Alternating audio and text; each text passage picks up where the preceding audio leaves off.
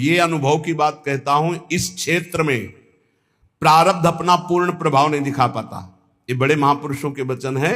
कलह कलेश न व्यापे इह ठाए ठौर विश्व ते न्यारी, नागरी दासी जन्म जीतायो बलिहारी बलिहारी।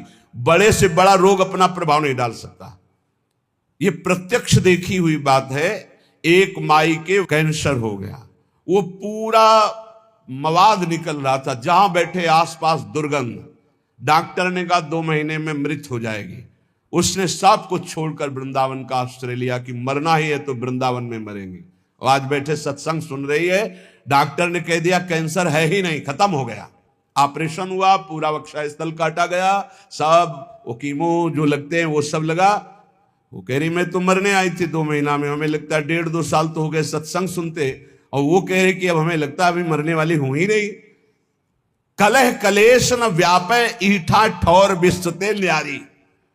डॉक्टर ने हमको कहा था 2.5 साल या 5 साल बाबा तुम्हारी किडनी फेल हो गई है, बहुत 2.5 साल, या बहुत कोई चमत्कार हो जाए तो 5 साल। और 18 और 20 तो बीच में पक्का नहीं कह सकते कि 18 ना पक्का कह सकते 20, क्योंकि तारीख याद नहीं है, लेकिन 18 और 20 के वर्ष तो हो गए। डॉक्टर साहब हैं पता नहीं इस भूमंडल पर कि नहीं, लेकिन प्रेमानंद हैं अभी, गरज रहे नहीं। क्यों गरज रहे? क्योंकि प्यारी जो बरस रही है, इसलिए हम गरज रहे हैं। परसत पुलिन सुलिन गिरा करसत चित सुर घोर, हर्षत हित नित नवल रस बरसत जुगल किशोर। बरसत जुगल किशोर तो हम भींज रहे हैं, उसी बरसा में हम गरज रहे हैं। सच्ची मानिए, कलह कलेश न व्यापे ठाए ठौर विश्व ते न्यारी, नागरी दासी जन्म जितायो बलिहारी बलिहारी। हमारी सबही बात सुधारी, कृपा करी श्री कुंज विहारी अरु श्री कुंज विहारी। पक्की मानिए, जीत गए जीत गए। लाडली लाल ने जिता दिया। यहां कितना भी भयंकर दुख आवे, घबराना नहीं, बस भागना नहीं, यही खास बात है। भागना नहीं। हमने देखा एक दृश्य ऐसा देखा जिसमें कोई उपाय नहीं था। एक साधक आया, वैराग्य लिया, जे ही वैराग्य लिया तो उसके शरीर में ऐसा भयानक रोग हुआ कि बस खून ही खून। और वो गुदाद्वार वाला रोग नहीं कि वो खूनी बवासीर नहीं, वो कोई आपका ऐसा सिस्टम जब सौंच जाए खून, आंखें धस गई, शरीर कृश हो गया, बस ये कि अब गया तब गया। अब ये घबराहट हो गई कि नया नया भी भगवान के मार्ग यही है, जे भी कदम रखोगे हो सकता है एकदम प्रबल प्रतिकूलता या भारी अनुकूलता, दोनों में नहीं रुकना। उनके माता पिता है तो उनका ले जाओ, इनको किसी तरह ठीक करो। भाई यहां तो वृंदावन में ऐसी।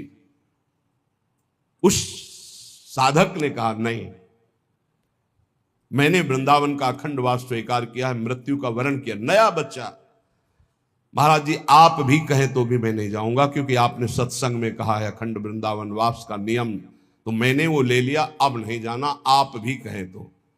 कहा भाई फिर ठाकुर जी श्री जी जो रचे होंगी वही होगा। बिना किसी औषधि के चकाचक श्री जी की सेवा में खूब दौड़ भाग, और सबसे ज्यादा नाच वही नाचता है। समझ गए हो गया? पूरा दिन रात सेवा में तत्पर, बिना किसी औषधि। कर तुम अकर तुम अन्यथा कर तुम सर्व समर्था सा ईश्वर। कलह कलेश न व्यापे ठा ठौर विश्व ते नारी। बात पक्की समझ लो।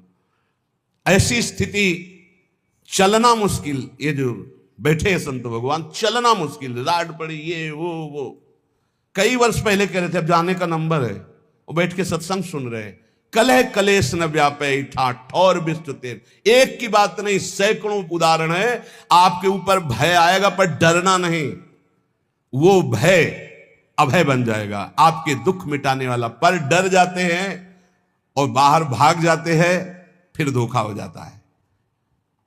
डर जाते हैं, कुछ लोग डर जाते हैं, जिनको सत्संग नहीं मिला डर जाते हैं। अब कौन तुम्हारी सेवा करेगा? चलो ना वृंदावन से, बहू बेटा लड़का सब खूब आराम से जिंदगी व्यतीत होगी। आराम से जिंदगी व्यतीत होगी बहू बेटा के बीच में, अरे आराम से जिंदगी व्यतीत होगी ललिता विशाखा के बीच में। आओ श्री जी, आपको अगर सेवा करानी तो करो आकर, नहीं तो मैं तड़प तड़प कर राधा राधा बोल के मरूंगा, किसी और की आस नहीं करूंगा। तो पक्का सहचरी रूप में तो नहीं आएंगे आपके सामने, लेकिन विविध रूप रखकर सेवा शुरू ना हो जाए तो मुझे बताना। और अगर अंदर दृष्टि में निष्ठा है तो सहचरी रूप भी आ जाएंगे। प्रियाजू की सखियां मिलती तब श्री जी का साक्षात्कार होता है। पहले सखियां, बाद में श्री जी का दर्शन। ऐसे नहीं होता, स्त्री पुरुष भाव से श्री जी का दर्शन नहीं होता, भाव देह से श्री जी का साक्षात्कार होता है। ये लोग जो कहते ना कि हमें राधा रानी मिल गई, तो हम प्रणाम करते हैं भैया, जिसको श्री जी मिल जाए बड़े भाग्य के बाद। फिर जब वार्ता होती है तो खोखलापन देख के लगता है काहे को झूठे कह रहे हो, सच्चाई से लगो तो श्री जी मिल जाएंगी। एक बार हित धाम में थे तो 10-15 लोग पीछे, और एक सखी जी थी, बाहर मतलब फूलों के गुथे और सब। तो हमारे पास पहले सूचना है कि श्री जी का साक्षात्कार किए हुए एक जन आ रहे हैं। तो अच्छा है, अहोभाग्य, आसन लगाया। सब 10-15 लोग जो थे वो मतलब एकदम, महाराज जी ऐसा ऐसा इनको श्री जी ने साक्षात्कार किया। तो आप कैसे जानते हो, आप थे वहां? बोले नहीं, इन्होंने बताया इनको श्री जी का। हम कहा बच्चा बैठो बैठो, आपकी चरण वंदना, जैसे भी सही आप हमारी श्री जी से अपनापन करते। दृष्टि एक होती है अपनी, अलग अलग कैमरा होता है। मान लो कैमरा ऑफ है ऐसे है तो बात अलग है, कैमरा ऑन है तो आपकी फोटो खींच जाएगी। तो ऑन कैमरा से जब देखा, तुमका बच्चा श्री जी मिली? बोले नहीं, स्वप्न में। तुमका बच्चा स्वप्न में श्री जी मिली? बोले नहीं, ऐसे भाव में। तुमका बच्चा भाव समझती हो? बोले वही तो जानने आए हैं। हमका भैया आप लोग व्यर्थ में ऐसा इसका प्रचार प्रसार करके इसके जीवन को गलत रास्ते में मत डालिए। अभी सही भाव है, बच्चा है, अभी भगवत मार्ग में चलिए। श्री जी का दर्शन स्त्री पुरुष भाव से नहीं होता, वो जब भाव देह की प्राप्ति होती। श्री जी ऐसे, अरे लालजू के दर्शन मुश्किल है, फिर श्री जी जो लालजू अपने हृदय रूपी गुफा में छुपा के रखते हैं। श्री वृंदावन मध्य बहु दुखे नाप या तो जन्मई तत्, पहले सहचरी के दर्शन, फिर श्री जी के दर्शन। देखो, एक महापुरुष बन गए श्री जी की सहचरी कृपा से। उनकी पत्नी का नाम किशोरी था, वो पधार गई, बहुत आसक्त थे। आसक्त चित्त वाले हमारे काम के होते हैं। पूज्य श्री जी गोस्वामी जी के पास जैसे कोई दीक्षा लेने जाता तो सबसे पहले पूछते तुम्हारा लगाव कहां है? बोले पुत्र में, हो जाएगा, काम हो जाएगा, आओ। तुम्हारा लगाव कहां? स्त्री में, हो जाएगा। एक आए, उस समय 1 लाख स्वर्ण मुद्रा रखी, कहा शिष्य बना लो। तो बोले आपका लगाव कहां है? बोले विश्व में कहीं नहीं। उन्होंने समझा ऐसा बोलने से महात्मा ज्यादा प्रसन्न होते हैं कि अनासक्त है, कहीं आसक्त नहीं। उन्हें हमारी तो कहीं आसक्ति नहीं, कहीं तो होगी। बोले कहीं आसक्ति नहीं। बोले ये रुपया उठाओ और काशी जाओ, काशी में किसी सन्यासी को गुरु बना तो तुम्हारा काम हो जाएगा। हमारे पास तो आसक्त चित्त चाहिए, आसक्त है उसको मोड़ दिया प्रियालाल की तरफ, वही काम बन गया। हमें अनासक्त नहीं चाहिए, अनासक्त हो तो सन्यासी बन हो, जाके काशी जाओ, नहीं दीक्षा दी। वो पत्नी में आसक्त था, उसकी पत्नी पधार गई। कभी कभी बड़ी आसक्ति का प्रभाव देखा है। सैमसी में गुरु आश्रम में थे तो एक वयोवृद्ध आए, तो पूजा सुबह करने के लिए बस एक ही छवि निकाल के एक माता जी की रखी। तो हमने सोचा गुरु माता होती है, उनका बड़ी निष्ठा, कोई और भगवान नहीं। अगरबत्ती लगाई बस, मतलब दुखी मन से। तो हम तो नए अवस्था थे, भगवान कितना उच्च कोटि का भाव इनका गुरु माता पे। तो नजदीक गए, उनका बाबा आपकी गुरु माता है? गुरु माता नहीं, उनका कोई देवी का अवतार है।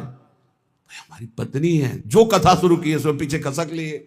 हम समझ रहे, हम मानते हैं आप पत्नी में भी भगवत भाव करें तो आपको भगवत प्राप्ति हो जाएगी, क्योंकि सब जगह भगवान, लेकिन भगवत भाव नहीं, वहां आसक्ति का भाव। अगर आसक्ति का वही भाव मोड़ दिया जाए प्रभु की तरफ तो बहुत जल्दी लाभ मिल जाता है, क्योंकि आसक्त चित्त होता है। जैसे बिल्व मंगल जी केवल चिंतामणि में आसक्त, तो मोड़ कर दिया तो इंद्रनील मणि में आसक्त होने में देर थोड़ी लगी। गोस्वामी तुलसीदास जी पत्नी में, प्रिया में ऐसा प्रेम, उनका जितना चाम में उतना राम में करते, ऐसा मोड़ हुआ, महापुरुष बन गए। वो इतने बावरे, किशोरी हा किशोरी। पर धन्य है कि उनकी पत्नी का नाम किशोरी था, क्योंकि परम पावन स्वामिनी जी का नाम किशोरी जी है। अब वो बरसाने कोई दर्शन करने आ रहे थे तो ऐसे बावरे बने संग आ गए। लोग गए मंदिर दर्शन करने, वो नहीं गए, पहाड़ में चढ़ गए। लता पता एकांत में बस वो अपनी पत्नी का ध्यान करके, किशोरी तुम्हारे बिना जिया नहीं जा रहा। दोपहर व्यतीत की, शाम व्यतीत हुआ, रात्रि में वो एकांत क्षेत्र, तो उनका और भाव बड़ा, चिल्ला करो हा किशोरी। लाडली जू और लालजू, हमारे लाडली लालजू गहवर वन में विहरण कर रहे थे। देख सखी राधा पिय केले, हरिवंश चंद्र जू कह रहे, ये दो खोरी खीरक गिर गहवर, बिहरत कुंवर कंठ भुज मेली।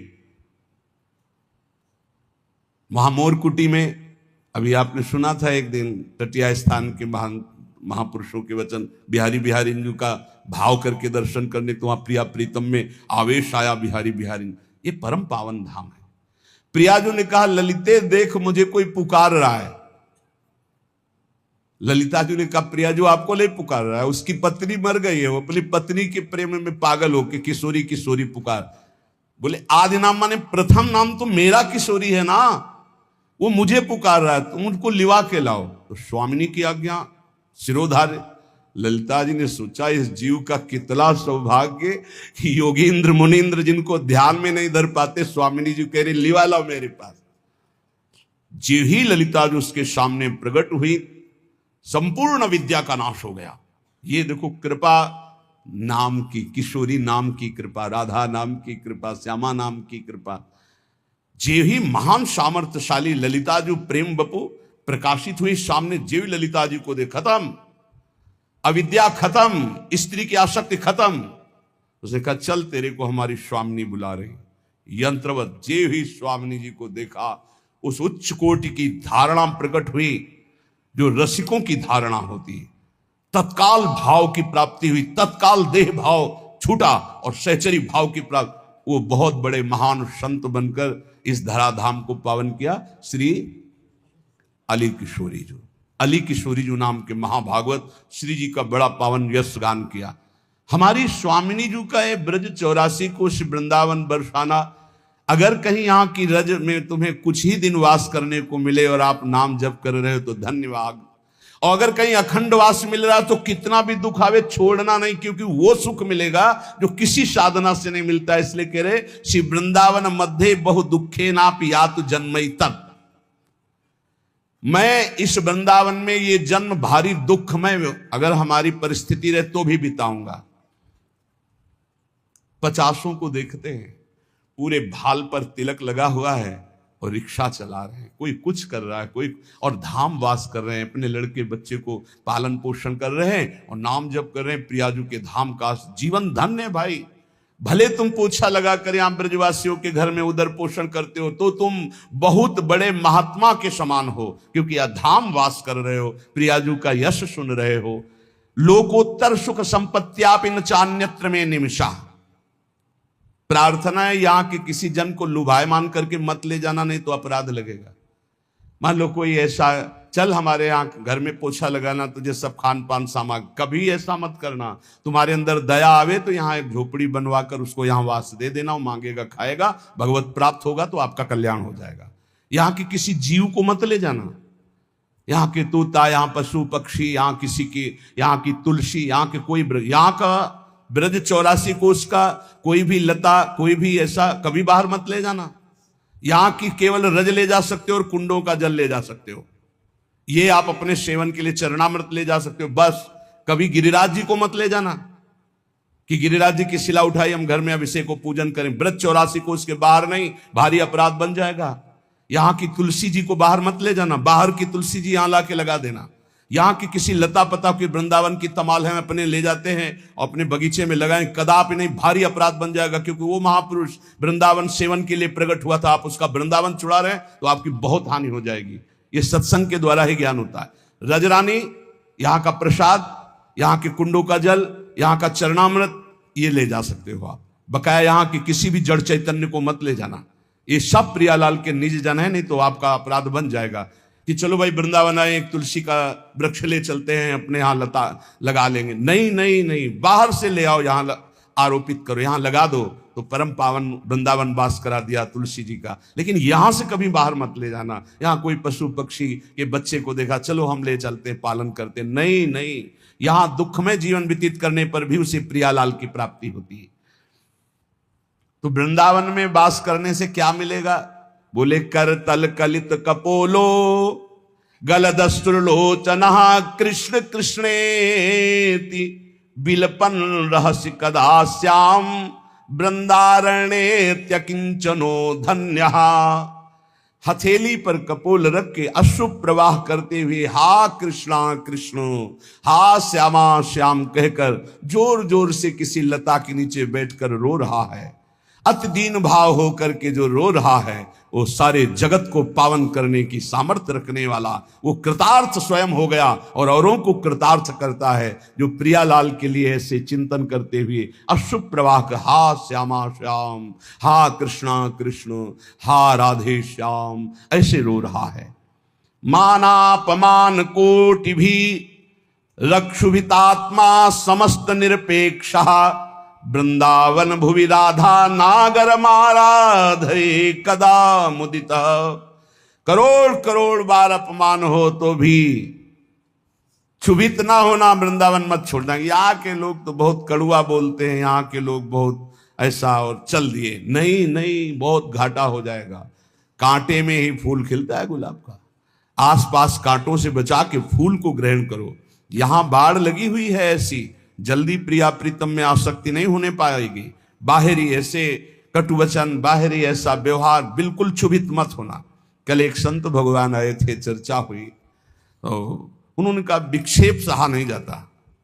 तुमका पिटाई हुई कभी? बोले अभी नहीं। अभी तो कुमार के हाथ ही नहीं लगे। 2-4 बार पिटते तब बात समझ में आती। अभी पिटे तो हो नहीं, पिटे बिना जो पिट गया वो हिट हो गया, पक्का समझा। यहां जो जितना पिटा वो उतने यशस्वी होगा। ध्यान रखना, सहन करना। विक्षेप क्या चीज होती है? क्या चीज विक्षेप होती है? तुम्हारी मानी हुई अनुकूलता के प्रतिकूल भाव को विक्षेप कहते हैं। हमारी कोई अनुकूलता है नहीं, जो ही प्यारो करे सोई मोई भाव, तो विक्षेप नाम की चीज नहीं। हे, जब 2-4 थप्पड़ लात जूता लगे, इसके बाद को बड़ी कृपा, तब समझ में आएगी कि साधना ठीक चल रही। मार थप्पड़ याद, ये लात जूता चला, और इसके बाद जब एकांत हुए तो आपका हृदय शीतल हुआ। जय हो बिहारी जी की, जय हो राधा वल्लभ लाल की। बड़ी कृपा की प्रभु, कोई बहुत बुरा प्रारब्ध था, निपटा दिया नाथ, बड़े कृपाल हो। ऐसा चिंतन आवे तब माना जाएगा आपकी साधना। बोले मानापमान कोटि भी, करोड़ों प्रकार से तुम्हारा अपमान हो तो भी क्षुभित नहीं होना, और करोड़ों लोग मान करें तो हर्षित नहीं होना। नहीं होगा, ये नहीं होगा। यदि वृंदावन का आश्रय लिए हो, रसिकों का संग करते हो, प्रियालाल में थोड़ा भी नाम जपने का भाव है तो सामर्थ्य आने लगेगी। ये बहुत ऊंचाई में बैठ गए हो।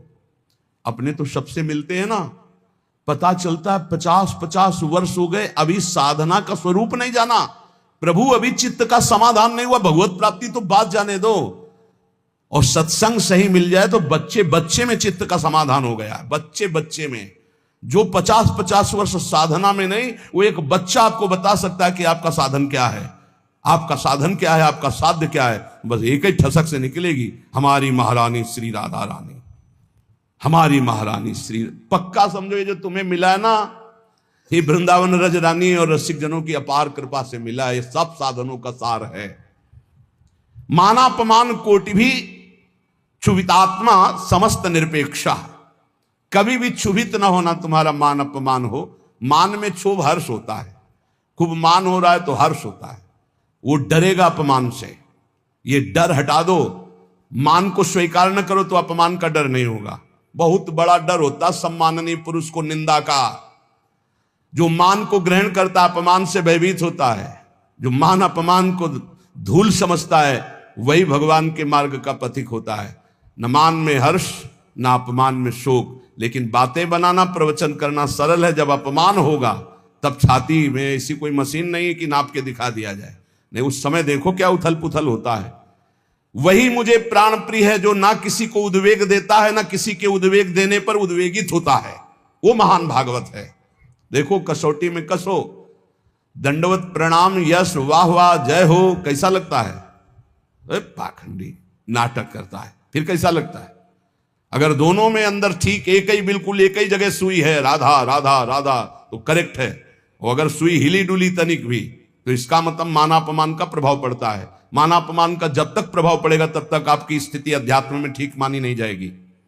निर्माण अमोहा जित संग दोषा, अध्यात्म नित्या विनिवृत्त कामा, द्वंद्वैर विमुक्ता सुख दुख संगई।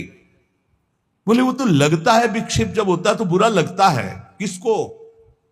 किसको बुरा लगता है? किस बात के साधक हो, किसको बुरा लग रहा है? बोले मन को। तो तुम मन हो क्या? साक्षी क्यों नहीं बने उस समय जब आपका सम्मान हो रहा था? हर्षित हो गए, अब भोगो अपमान का फल बुरा। अब आपके अंदर द्वेष आएगा, आपके अंदर बुरा भाव आएगा। सम्मान को नहीं भोगोगे तो लिख लो, अपमान बुरा नहीं लगेगा। राग आपका कहीं नहीं होगा तो द्वेष आपको कभी दुख प्रदान नहीं कर सकता। किसी सुख में सुखी नहीं हुए तो कोई दुख आपको दुख दे ही नहीं सकता। वही प्रसन्नता और आनंद को प्राप्त होता है जो सुख दुख समय कृत्वा, जो सुख दुख में समान भाव रखता है। समस्त निरपेक्षा, किसी भी व्यक्ति वस्तु स्थान की अपेक्षा मत रखो। इतने तो बनी जाओ यार, कोई अपेक्षा नहीं। मेरी प्यारी जो मेरे गुरुजी मुझे जैसे रखेंगे मैं वैसे रहूंगा, बिल्कुल किंचन मात्र भी अपेक्षा नहीं। एक इष्टाकार वृत्ति के सिवा हमारा किसी भी से अपेक्षा नहीं रहनी चाहिए। और अपेक्षा रखना ही बहुत बड़ी हानि है।